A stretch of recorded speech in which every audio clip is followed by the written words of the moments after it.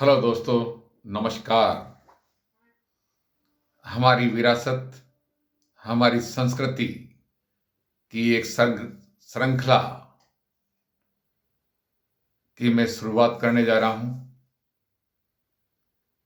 इस श्रृंखला में आपको हमारी विरासत और हमारी संस्कृति से मैं आपको रूबरू कराने का प्रयास करूंगा। साथियों, हमारा देश भारत गौरवशाली रहा है, वैभवशाली रहा है, सभ्यता की जननी रहा है। हमारी संस्कृति, हमारी सभ्यता विश्व में अद्वितीय सभ्यता और संस्कृति रही है, और इसका प्रमाण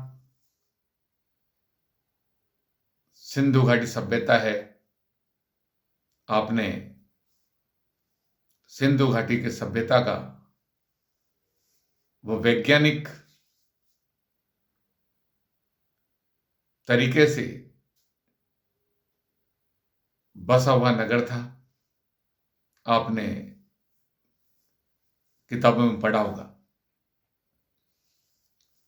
मैं उसी सभ्यता की एक हमारी विरासत नालंदा विश्वविद्यालय के बारे में मैं आपसे अपने विचार साझा करना चाहता हूं। साथियों, नालंदा विश्वविद्यालय का नाम नालंदा कैसे पड़ा? नालंदा, नालम प्लस दा। नालम का अर्थ होता है कमल। कमल यानी ज्ञान, प्रकाश, और दा यानी देने वाला। तो नालंदा का अर्थ हुआ ज्ञान देने वाला। तो नालंदा विश्वविद्यालय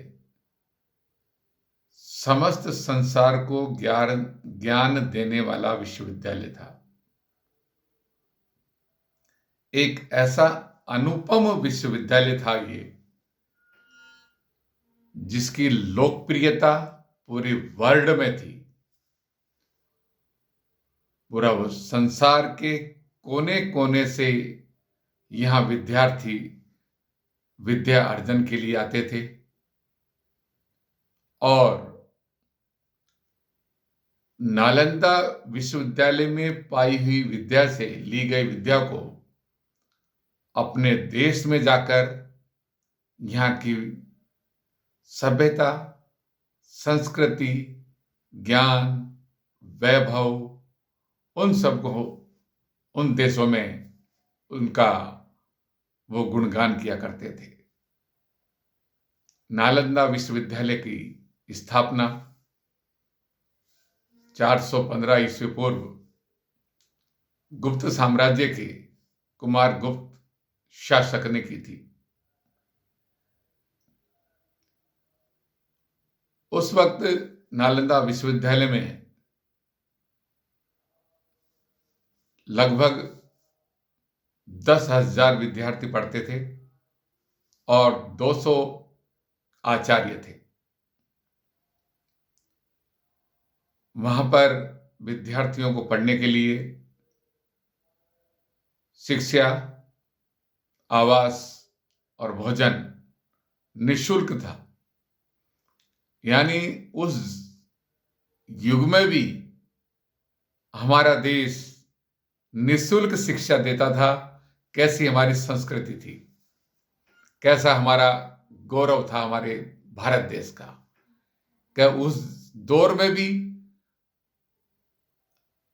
निःशुल्क आवास, भोजन और शिक्षा की व्यवस्था हमारा भारत देश किया करता था। यह हमें बड़े गर्व की बात है। साथियों, नालंदा विश्वविद्यालय में लगभग 300वां कक्ष थे। उनमें 8 बड़े हॉल, लाइब्रेरी, एक लाइब्रेरी का तो ऐसा वर्णन मिलता है कि वो लाइब्रेरी 9 तल की थी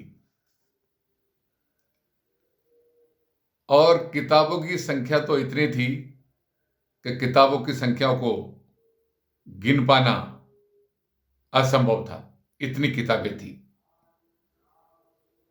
नालंदा विश्वविद्यालय में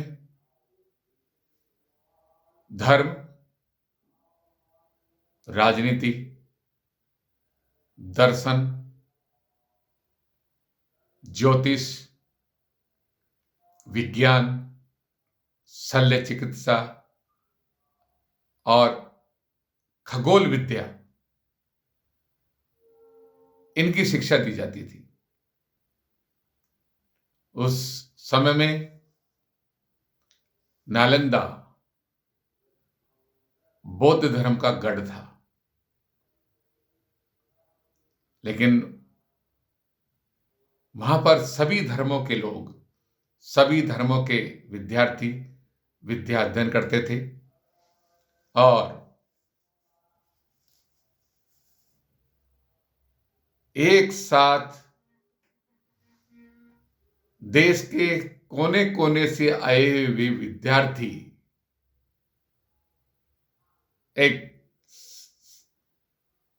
एक साथ मिलकर विद्या अध्ययन करते थे, जहां किसी प्रकार का कोई आपस में भेद नहीं था। ऐसा हमारा नालंदा विश्वविद्यालय था। उसके बाद इसके का नाम नालंदा महाविहार कर दिया गया।